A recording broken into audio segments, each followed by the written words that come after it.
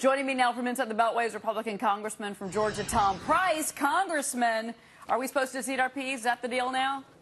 I'm glad the president can joke about this, Cheryl. Thanks so much for having me on. But I tell you, it's not a joking matter across this land of the American people. They understand that the problem that we're in right now is because Washington spends too much, not because it taxes too little.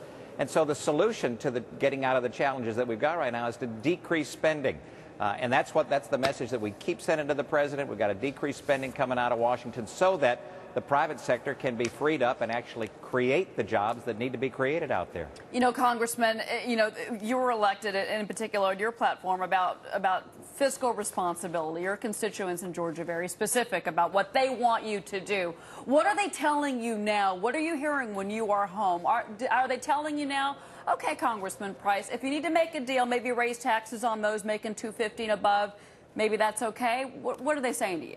No, over the weekend when I was home, I heard from person after person after person, whether it was at the gas station or the farmer's market or at the post office. They said, stand strong.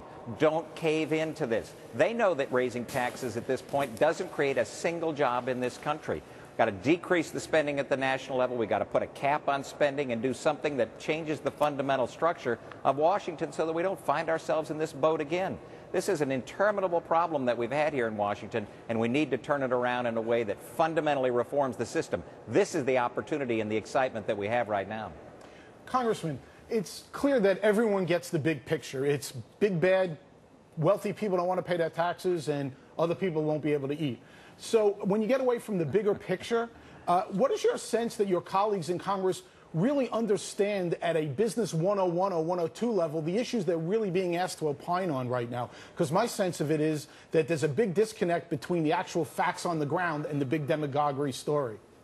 Well, there's a lot of demagoguery going on right now, and as you know, the president has put on all of these corporate loopholes he says that are out there. The fact of the matter is, if you took all of the suggestions that he's had and you stretched them out for 50 years, you'd cover his budget deficit, his own budget deficit, for the month of February.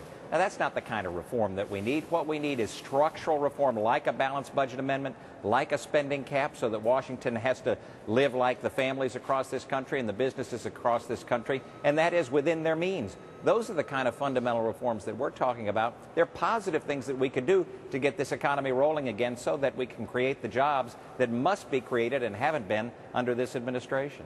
Congressman, picking up on what Cheryl was asking, is it your sense when you talk to your constituents that they get it, that the administration tried to buy economic growth with $3 trillion, $4 trillion, yes, however you want to measure it, and it didn't work, and instead now the story is that Congress, now Democrats in the White House, say they want to raise taxes really to pay interest on the debt to avoid a downgrade by the credit rating agencies. Is that what they are saying to you?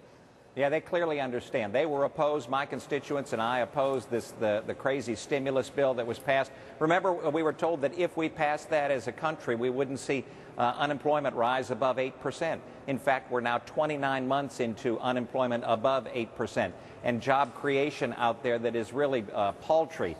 So we know how to create jobs. It's freeing up the job creators. And the way that you do that is to get government out of the way, not in the way. And that's where the government is right now, in the way. And printing more money here in Washington will not solve this problem. Congressman, before I let you go, not a lot of time, but there has been some discussion that we need to talk a little bit more about defense spending, in particular because of where we're at in Afghanistan. Sure. With operations there. Would you support any type of small cuts to defense?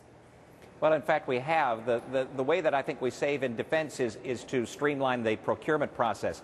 We can save money in the Department of Defense right now and actually then use that money to put more individuals in uniform. This is a very dangerous world right now, and the last thing we need to do is to not carry out our fundamental role of securing our country. So the way to save money in defense is to streamline the procurement process, then use that money more efficiently in the department itself. Congressman Tom Price, Republican from Georgia. Congressman, great to see you. Thank you, sir. Take care, Cheryl. Thank you.